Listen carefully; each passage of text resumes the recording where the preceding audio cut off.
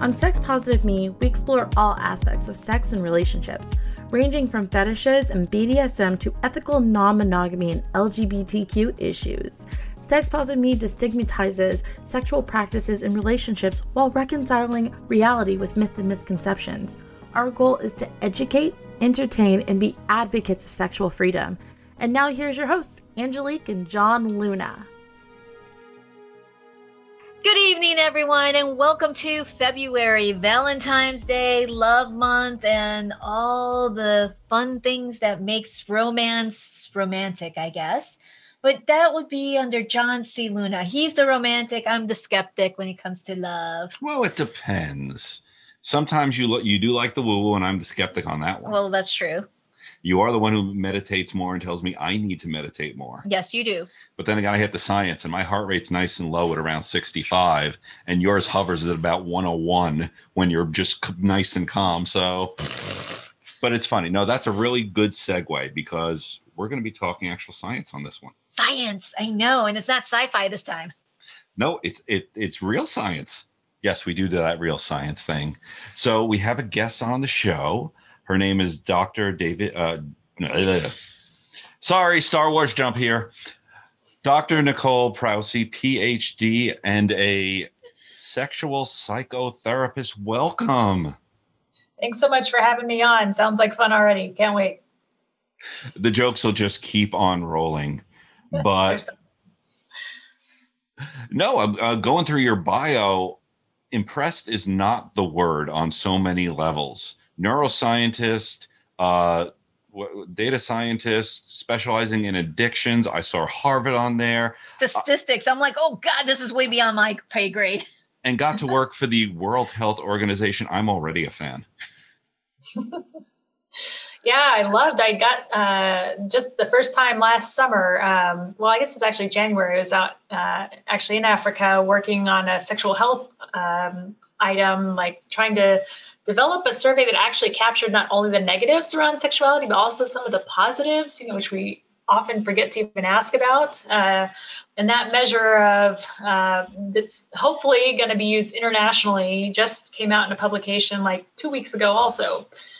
From that time with the WHO. So I'm excited this stuff is all kind of coming to fruition at once, but I loved working over there because it really pushes you to think, what kind of stuff are we concerned about here? Like, is this really, what's reasonable to be worried about? And how much did it care about orgasms in Malaysia? And it's a cool perspective. It's always interesting to see because it's very cultural. Mm-hmm.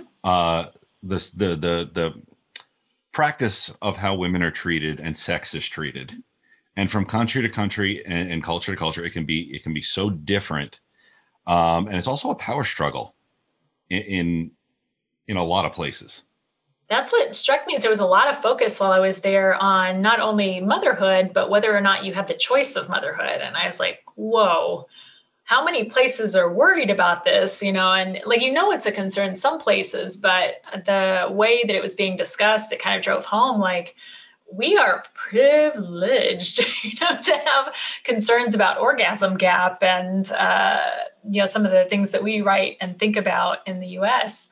I think other places, it's not on the radar because they've got way bigger fish to fry, kind of getting the right to even choose if they want to be pregnant or not. And it helps keep things in perspective with the kind of things that we study and worry about sometimes, for sure.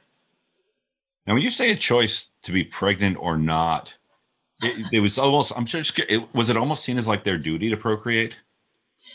That seemed in some countries where they have really limited access to birth control or the religious doctrine, limited access either to birth control or to condom access, so the ability to protect oneself either from pregnancy or sexually transmitted infections, the nature of like when you're allowed to wed, who has dominion over that, and you just start realizing like this is a much different level of problem, even though like I knew that they existed. I read about that in our journals, but just in English journals, we miss a lot of those concerns, that trouble a lot of the world. We just don't have those kind of, we have those problems in North America, but at a much different scale.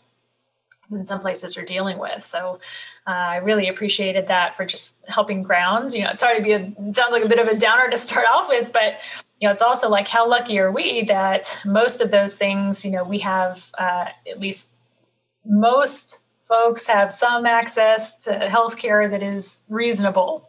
They're supposed to give us access to birth control. They're supposed to, so we have a lot of advantages here, and access to things that aren't assumed other places. And I'm grateful for that.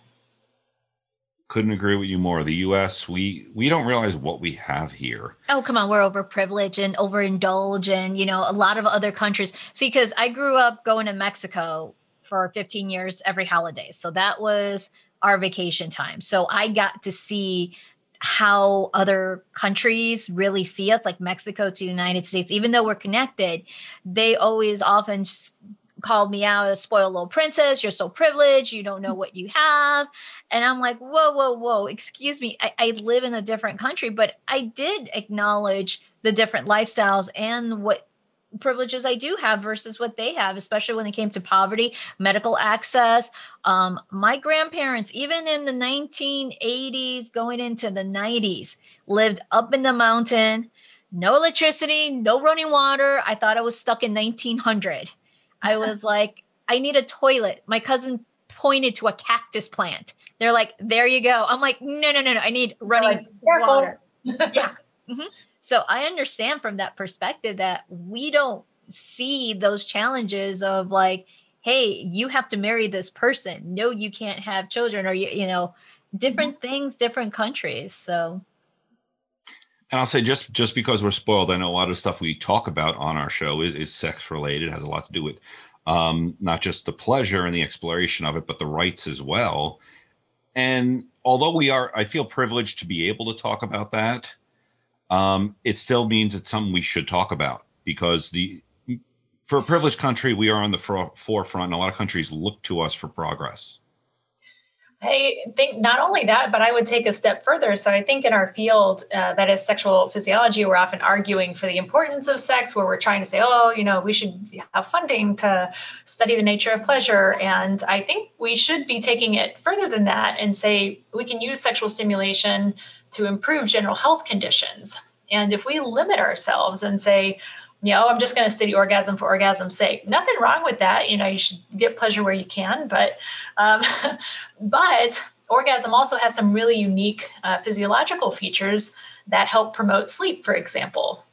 Could we reduce the use of sleep aids in the US if we had a way of systematically using orgasm in humans, so that we weren't so chicken about having that conversation with our patients and saying, like, have you tried, using this in a systematic way, about an hour before you go to sleep, maybe 30 minutes. And we don't have those data in humans. It's crazy that we don't. So, those kind of things, it's failing to discuss sex is not only lacking, some discussion of pleasure and those kinds of nice issues, nice to haves, but it also cuts us off of access to potential health care. So, is being in a sexually aroused state meditative in some way? Could it have similar benefits to general forms of meditation? Is just being sexually aroused enough to connect us to another person and reduce our feelings of loneliness, promote connection when we're in the middle of a pandemic, trying to figure out how to be in this space that feels sometimes very isolated? Who's in our bubble? What can we do with who's here? Well, I know they have a lot of science showing that meditation does help, but you have orgasmic meditation. Explain how this helps. So I had never heard of this either when it first came across my desk from a colleague. And orgasmic meditation is a bit of a misname because they generally don't experience a physical climax from the practice. And it's not meant to be meditative in the sense they're not like teaching breathing or trying to invoke a particular state that looks meditative. So this practice at its core involves 15 minutes of manual genital stimulation.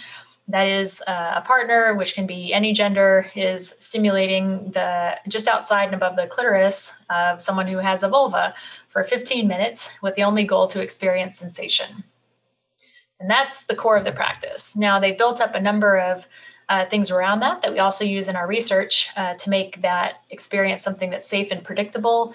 And of course, when we take things into the laboratory with couples, this is essential. We have to have a practice where we feel confident, our research participants feel safe, declining if they should feel the need, expressing, I change this, do it faster, slower, pause, whatever they need. And so we saw orgasmic meditation in part as interesting practice, amazing for the laboratory. Like how we couldn't have designed, if we wanted to study sex in the lab, the challenge is, I have to have something that's systematic. I can't just open my lab door and say like, all right, kids, have fun. Like we would have no idea what they were doing. Are they going to have oral sex or not? Are they going to do that for 2 minutes or 10 minutes? And it's really hard to say, what is this interaction we want them to have? And so orgasmic meditation also provided this really nice, like established procedure for kind of walking through a partner genital stimulation that allows us to study that in a systematic way in the lab. So you're taking a scientific approach to it, that we have a standard way that all couples will perform said action. Yes. So they already had it laid out for us and we're like, awesome. So follow the directions. And what were the observed results off of that? So we've conducted a series of studies, and we're most excited because we just had a paper accepted in PLOS One that is the first one on these data and peer review. And so that study, we had 125 couples, that's 250 people that came into the laboratory, and as a part of that study, engaged in orgasmic meditation in a separate private room. So we were on the other side of a door, monitoring their physiology. And we also asked them to report just before they engaged in the practice, how they felt. So a number of different kind of emotional reports and how close they felt to that person. And then afterwards, again, how did you feel? All the different emotions and how close they felt to that person. And this particular study, we really focused on closeness. And we had gotten lucky, maybe in the sense that when we designed the study, we said, if you don't have a romantic partner, you can bring in whomever you want to do this practice with, as long as you've done it with them once before so that you feel reasonably comfortable with them. And just by chance, we found about half of our sample came with someone who was not their romantic partner. And we said, well, that's interesting. We should definitely see what the difference in effects might be, because there's this kind of stereotype that if you don't have an established romantic relationship with someone, you can't connect with them. You're not going to have an experience that is fulfilling in that way. That's reserved. That's only for romantic couples. And so we did find a main effect, unsurprisingly, that in orgasmic meditation, in general, across all the people, they experience more closeness after engaging in orgasmic meditation. That's maybe not surprising. What was surprising is that the people who were not there with their romantic partner had a larger increase in experience of closeness with that person. And that we did not expect. So what that suggests is that you don't need to have an established romantic relationship to have this potential benefit from practicing orgasmic meditation. Now, whether or not that generalizes to other sex practices, we don't know. Obviously, orgasmic meditation is not the same thing as sex, but we needed to start somewhere. So now ball's in the court of another scientist, another lab to go and figure that next question out. Let someone else go ahead and prove or disprove the theories on there. But that's fantastic. I'm glad there's more hardcore and accountable science being done, because there are so many misnomers about sex, attraction, how relationships work. We're told often that this is how things should work. Mm-hmm. And whenever someone uses the word should, I stopped using the word should about 12 years ago. Because what I realized that what it meant was, this is how I want things to be if I rule the world. Yes. It's the same thing. I'm also a licensed psychologist, and I see patients, and I think they know now, like if they do should, I'm like, no, I know. It's like the should word. It's a red flag almost always. So I got to ask, how did this research get funded? Did you? Yeah, so we were funded by a nonprofit foundation in California that was interested in seeing work done on it. So we It was structured as an investigator-initiated grant, or an IIR. And so what that means is my collaborator, Dr. Greg Siegel at University of Pittsburgh, and I said, hey, guys, your thing looks kind of interesting. We wondered if we did some research on it, we kind of want to look at this. Would you be willing to give us money if we did it in this way? And then importantly, we own the data. So what that means is if we found negative effects, like closeness decreased, it makes people angry, we publish it regardless. So the funder has no say over what we publish. And that's an important part of scientific kind of integrity and independence. So we are funded by that California nonprofit and then published as an investigator-initiated research grant. Wow, that's interesting. Never thought of that. I actually never heard of such a quantified. Yeah. Tongue twister, quantified. That's what I get for eating taffy earlier today, that caramel. A quantified scientific research on sex. Of course, we've all heard of Kinsey, and he did a lot of progress in that, but there's still a lot more that needs to get done. Absolutely. And so one of our progenitors, I actually think, is Masters and Johnson. So they're some of the early people to put sensors on bodies or at least hands-on to try and monitor physiology. And, it turns out since then there are some like underground labs, even I didn't know about when I was in grad school, that I've since found out were kind of operating, or scientists were trying to learn about the physiology, but everyone was scared about their jobs. They say if you study this stuff, if you watch the Masters of Sex series, you might have some idea of just how hard it is to do the work. And so to this day, some of those scandals follow us around. So I happen to train at the Kinsey Institute, and there has always been this conspiracy theory about Kinsey that now follows me around. People are saying I'm involved in some weird Nazi child molestation. Seriously. Program. I was floored when I saw that. I was like, what?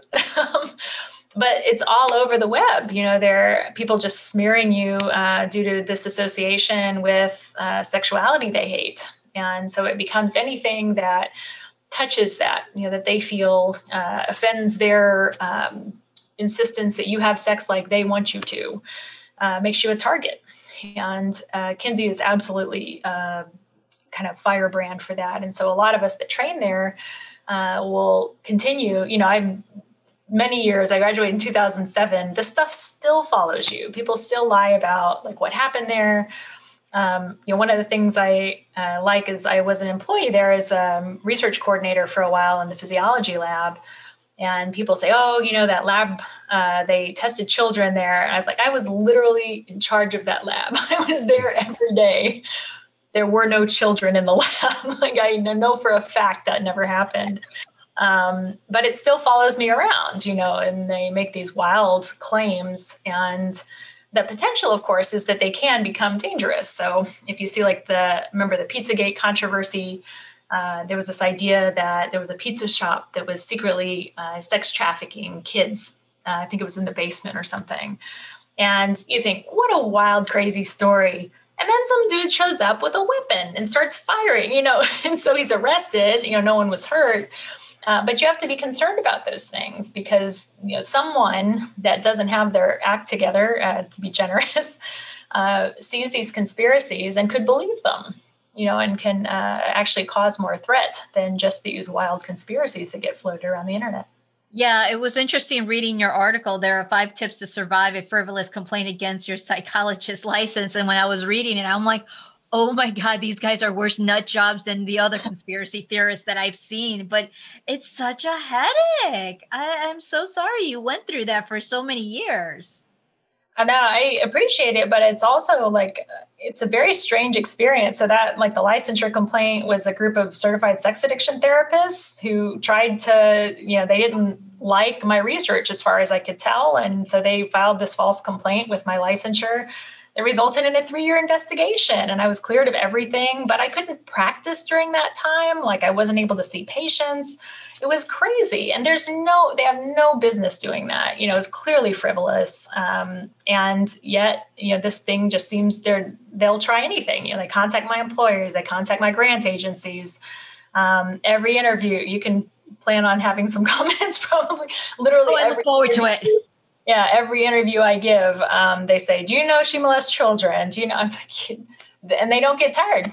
They never get tired. That's what obsessive conspiracy theorists do. After the last 4 years, I can believe people will believe anything.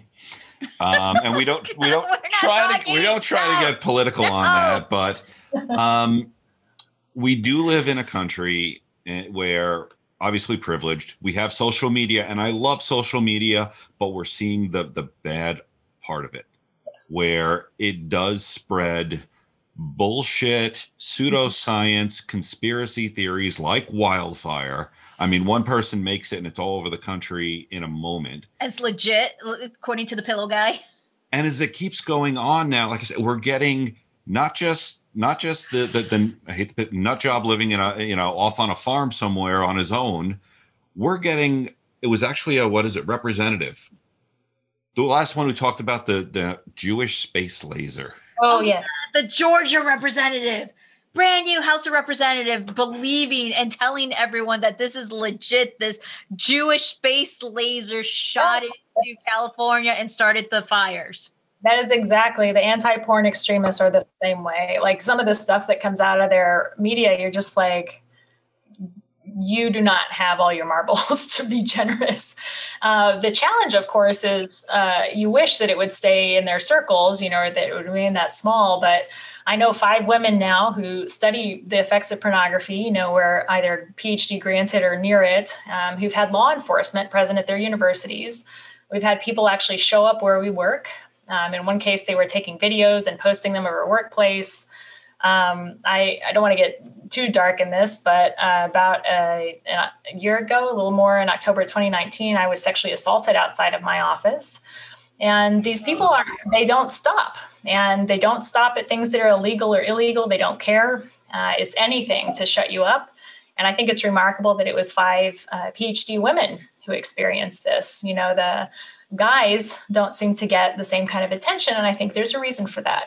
I think these folks are targeting women and that a lot of the kind of language that they use and the attacks are meant to intimidate and threaten women. So, like I said, I don't want to, obviously there's a whole other issue around here, and I have law enforcement that are investigating as best they're able, the threats and the things that have happened. And these women are all over the world, so there's one in Canada, one in Germany, one in Ireland, and they just disseminate these threats everywhere. And it's largely hate that's exported from the US. So it's really become a huge problem. And I think some of it is criminal. And I'm really concerned about, it's already resulted in some criminal behavior. And so how bad is it going to get? Where is it going to go? It's hard to say because they seem to have no end. So what I want to kind of follow this up is there's also great reason for hope because they've already done this. They've made it. So what else do we have to lose at this point? You've done everything you can to us. We're still here. We're still studying, and I just published another paper. So good luck shutting us up. And at some point, you're either going to get arrested or you're going to get tired of things. People are going to see what you're doing. So that's the hope, is eventually I know that there's media interest in what's been happening and that there are some stories forthcoming. So I'm excited to see some of that stuff exposed, and hopefully we'll be able to do our research in peace in the future. Well, first I want to say thank you for having the bravery to continue with this, because it's needed.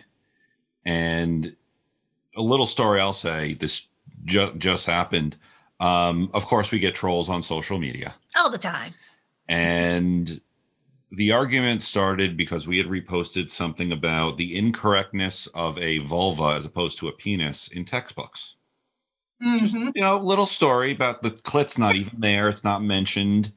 And got someone arguing about it, and who all of a sudden started going into us being a feminist, this, that, and another, and went through the entire thing. And I'm reading this, I'm going, he doesn't know he's talking to a man.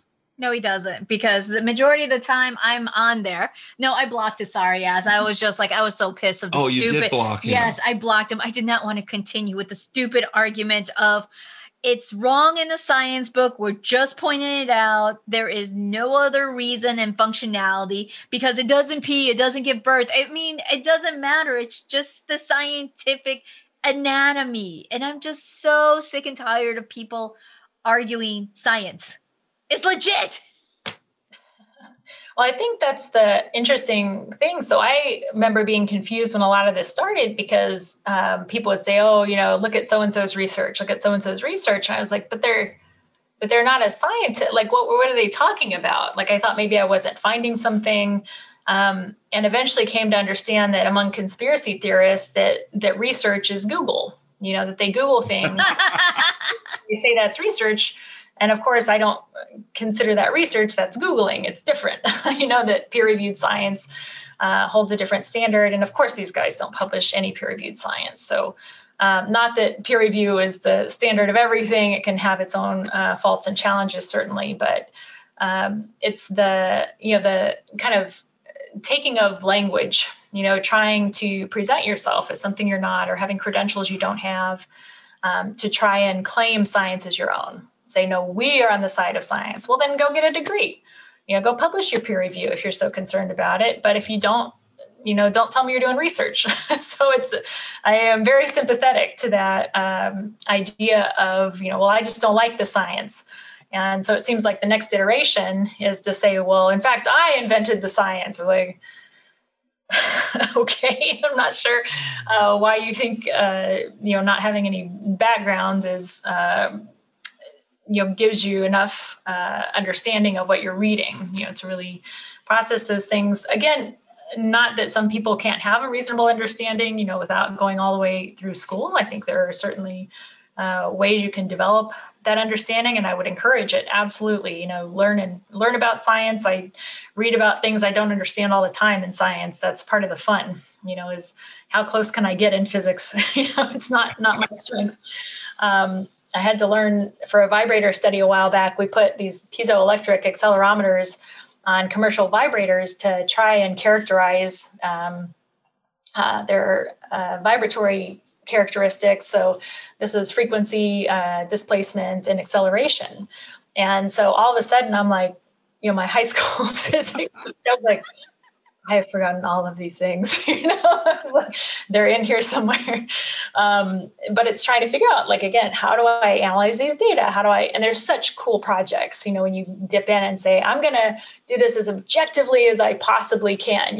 How would you study a commercial vibrator if you wanted to, come at it from as objective a standpoint as you could? What's important in those to understand? What do you want to know? What could that mean for research or for consumers if you knew more about what the characteristics of those vibrators were? So I love the scientific enterprise in general. I'm probably way too thinly spread for the kinds of things that I do, but it's also a lot of fun. Well, it's funny you mentioned that because we get to work with and talk with a lot of toy manufacturers. Oh, and yeah. We'll have some that are like more of the fluffy words of how nice it feels or how powerful it is. And then just every so often, I will get the electrical or mechanical engineer on. Oh, yeah. Oh, my God. I can't. We had one conversation. Shop, and I'm just like, I'm lost. You just lost me on that. You and John talk. So. Well, I understand that, this has 3 motors and this one's here and this one's more powerful and I can see the angles. Then they start going into the megahertz and the frequencies RPMs. Of the vibration.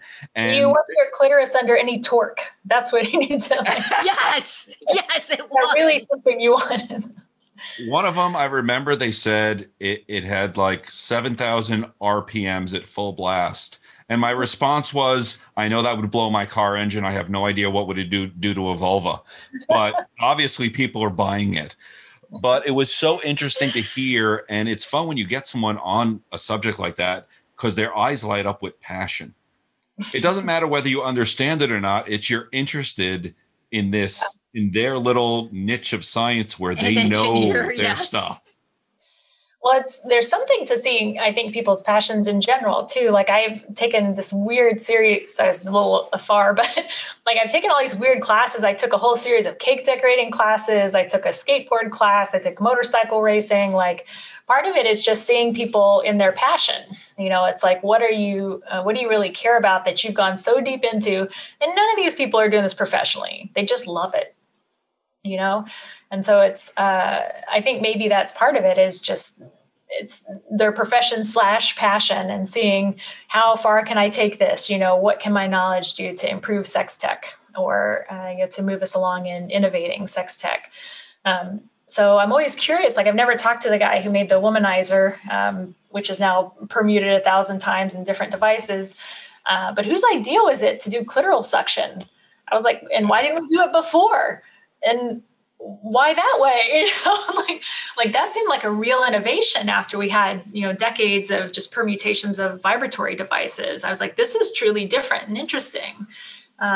As a sex technology development. And now there are a couple of studies on that suction device as compared to vibrators, and finding that it seems to maintain gains in orgasmic capacity over time for women. So super cool stuff. And I'm so glad they did it, really looked into something that was unique and different, a mechanism for kind of accessing pleasure.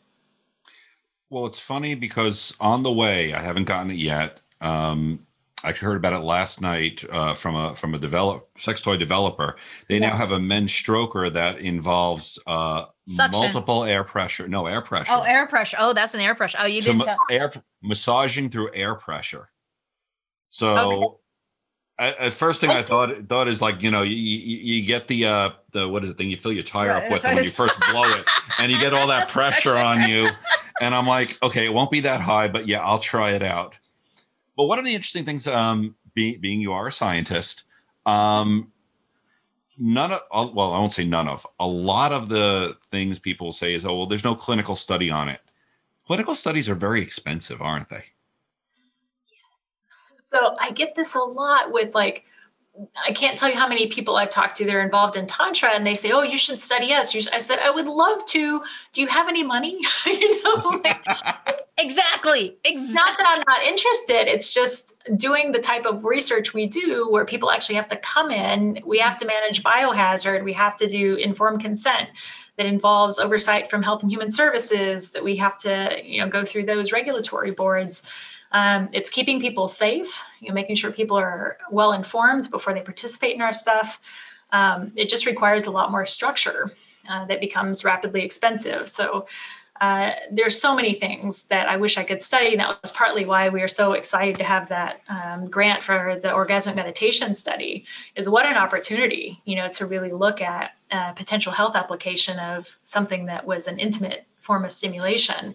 I don't know when else I might have been able to do that kind of work, because I always say, like, no one's going to fund that work. Are the sleep pill people going to help you see if orgasm could replace their pills? Of course not. That's against all of their marketing model. Every drug company's going, no Ambien, no melatonin. You can go to sleep on your own. Why would they want it? Yeah. And so I think there are some market forces that are not conspiratorially at all. This is just very straightforward. Why would you fund this? So it's the groups that, have some of this. I've partnered with a couple of for-profit companies over time just to do very targeted studies. One was a vibrator, where we did this. And so these can be really good partnerships where, like in the vibrator study, I actually used that opportunity while I was testing their device, and kind of accomplishing what they needed for their own research and development. I also included the anal device that we were developing to measure orgasm contractions, so that we had a comparable device in men and women. That's why we measure from the anus in part. And so the development that I was able to do around that device, just as a function of doing this other work, allowed us to then get funding to do a separate study from the NORD, which is the National Organization of Rare Diseases. So now, that whenever COVID stops, hopefully, we will return to this. And now I'm using that anal device in a study of men who have post-orgasmic illness syndrome. And so, being able to partner with industry in a very targeted way can also promote science very directly in this case. That was how I tested that device. There was this very limited kind of for-profit that rolled into something that I was able to fund with Dr. Tierney Lorenz from University of Nebraska to work on this other project. And so you really look for those opportunities. There's not a lot of funding for sexuality. If you want to look to the federal government, that's National Institutes of Health or National Science Foundation in the US. Good luck if you're studying anything related to sex that's not bad.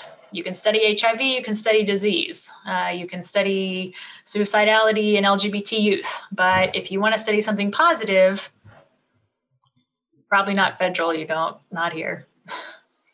Now, I don't want to go down this rabbit hole too much, but you just mentioned something I had never heard of before. Post-orgasm illness? Yeah. So this is why it's funded through the National Organization of Rare Diseases. So it's thought to be fairly rare. It's thought to primarily occur in men, although there's some question if it might affect women also. And it's folks who every time they orgasm, whether with a partner or by themselves, they experience 2 to 7 days of flu-like symptoms. Oh, dear God. Yeah. That's the worst horrible thing I've ever heard of. I thought giggling was bad. So Dr. Marcel Waldinger had been doing some research in this area, and he recently passed away, where they were developing this kind of allergen model. And we think the allergen model is probably not getting exactly what the problem is for these guys. So that's what our study is proposing to do, is to kind of test an alternative model of what might be affected in these guys who have post-orgasmic illness syndrome. I would hope to have been done with data collection by now, but COVID. So we learned something new today. We're learning a lot of new stuff today. I know, but that was like, oh, I did not know that. And here I thought the Comedy Central calling her Neil deGrasse Tyson of pussies was like something, whoa, that just, wow. Sorry. I get a lot of shiny, so. Very cool. So we've talked about orgasmic meditation. We've talked about the 5 tips for surviving a bit.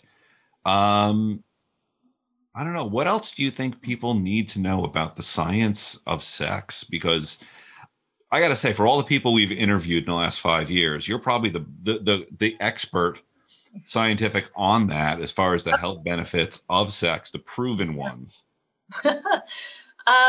So I have a pet theory that I can wildly speculate about. Ooh, I'm dying to hear. Yeah, there you go. We like these theories.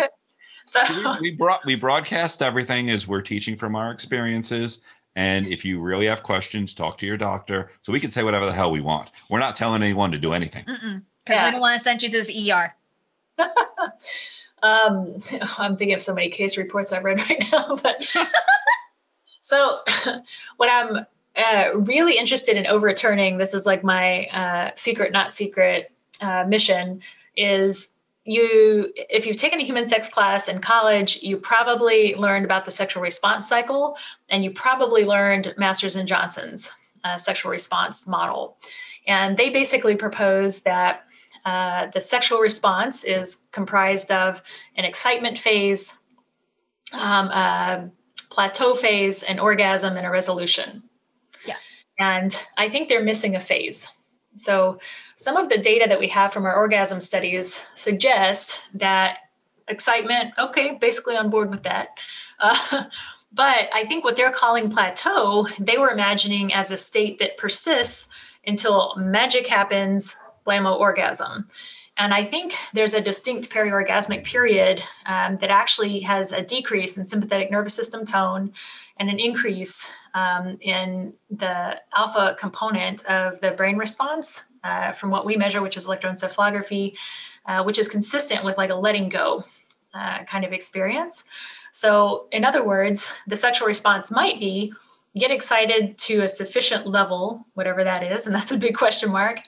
And then you have to make a shift to this periorgasmic period that involves actually some decrease in sympathetic tone and some ability to let go or release that would allow then the orgasmic experience to happen. And so as you may know, we still don't know really what triggers the orgasm. We know a fair amount about like what happens right up to it, and then what happens in that during that reflex, like once it's initiated. But that little magic point, whatever that is, that actually causes it to flip is a bit of a mystery. And so that's an area that we're really focused on in my laboratory. And I hope, in say 5 years, I'll have a paper out that talks about what we think that periorgasmic period is, which could mean a revision to that really well-known model. So I would love to see if that's the truth. That would make sense. Yeah, because I'm thinking, because some people have those blockage, like they need permission to release to have the orgasm. Like they're holding onto it. Yeah. So clinically, like we see this distinguished pretty well. That is this is more common in women, although it certainly also occurs in men, where women tend to have problems with one or the other. They either say like, I have trouble getting going, I don't have spontaneous desire, but once I'm going, I have an orgasm, everything's fine.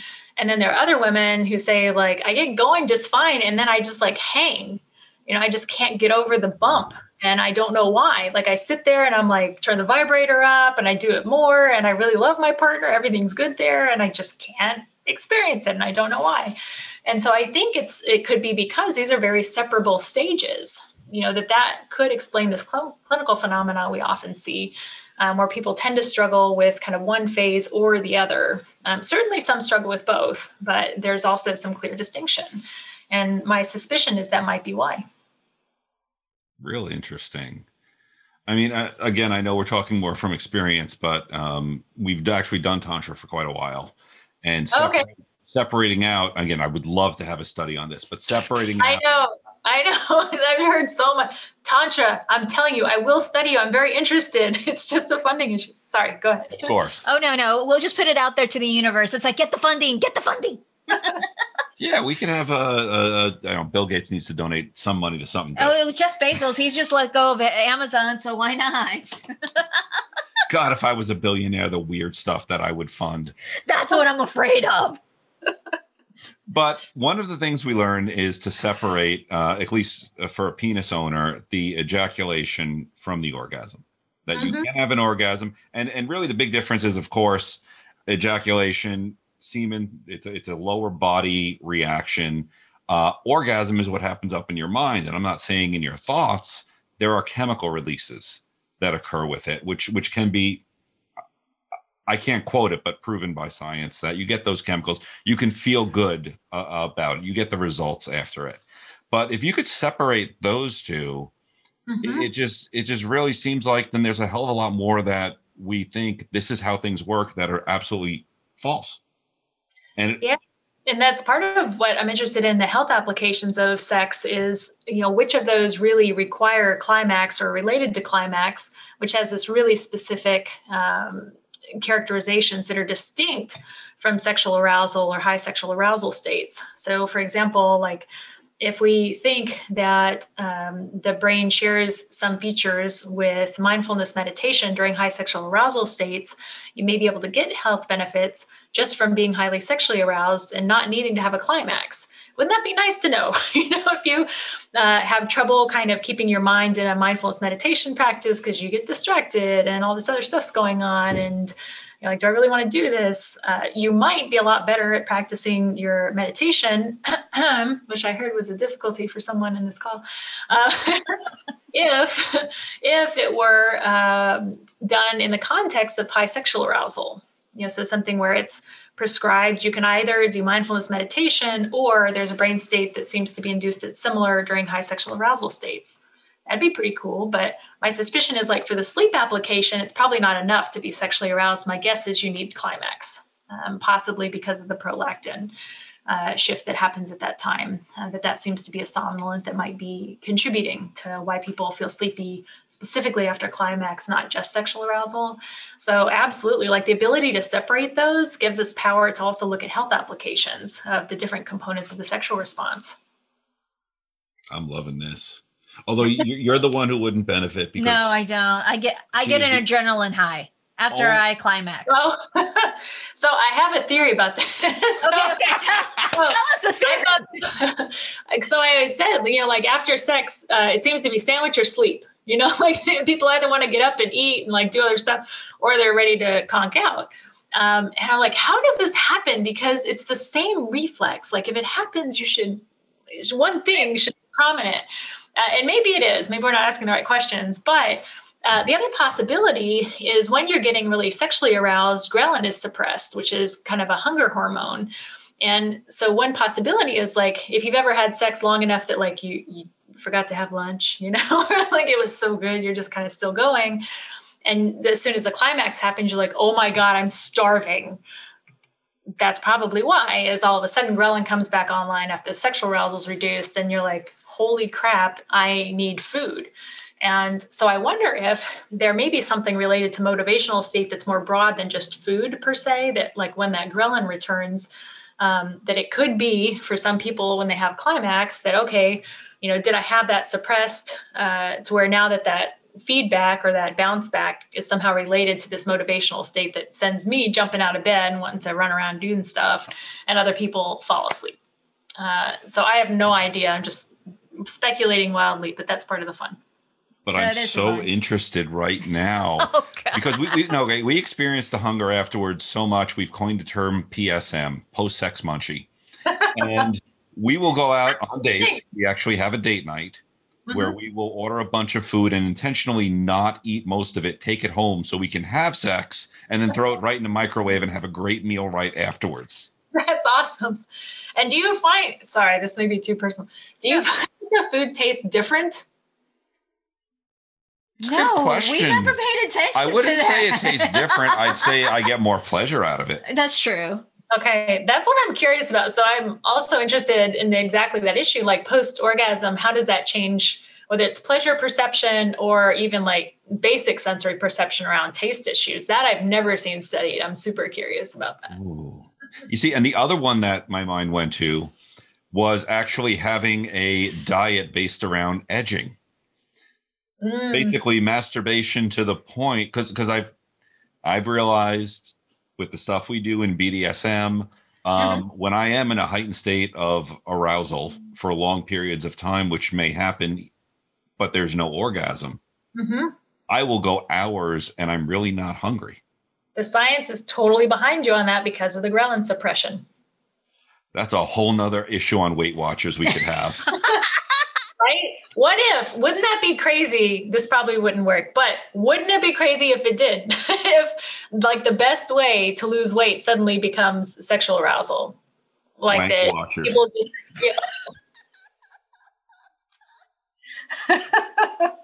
TM. Yeah, that's right. Hey, we have a scientist to back us up. Why not? We could now I got to win that Powerball. I'm funding this research. I love it. Yeah, there's a reason to think that something like that could work. And again, okay, my background, I have a degree in computer science and then I got a business degree. And now I teach, let's put it that way.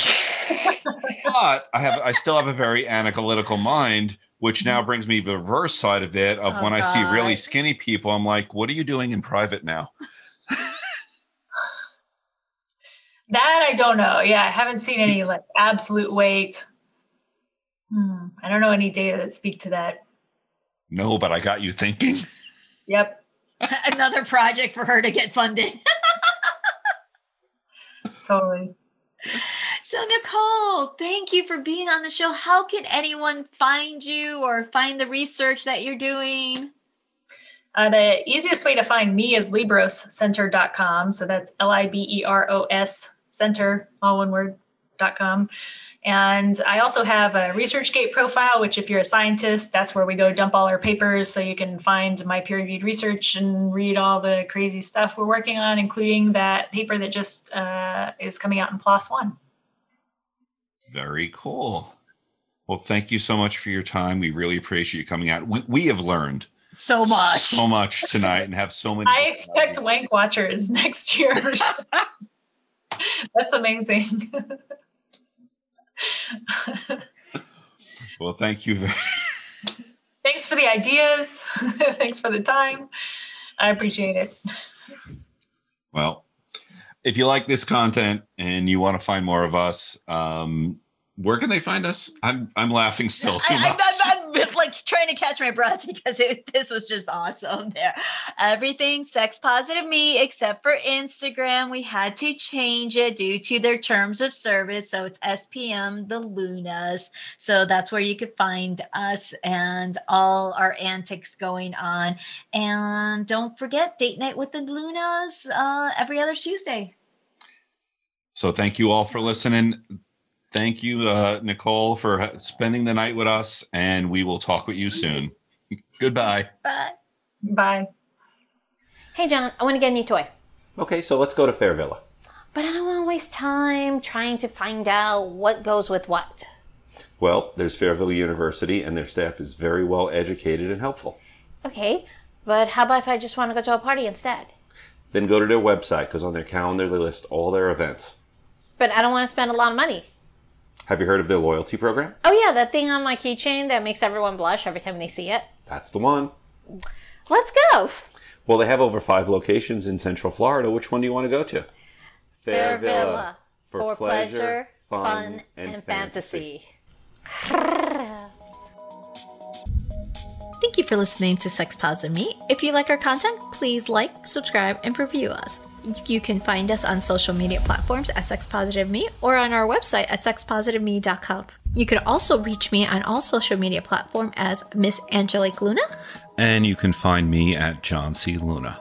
And if you liked content like this and want some more, please subscribe to our monthly newsletter. And thanks for listening. Goodbye. Goodbye.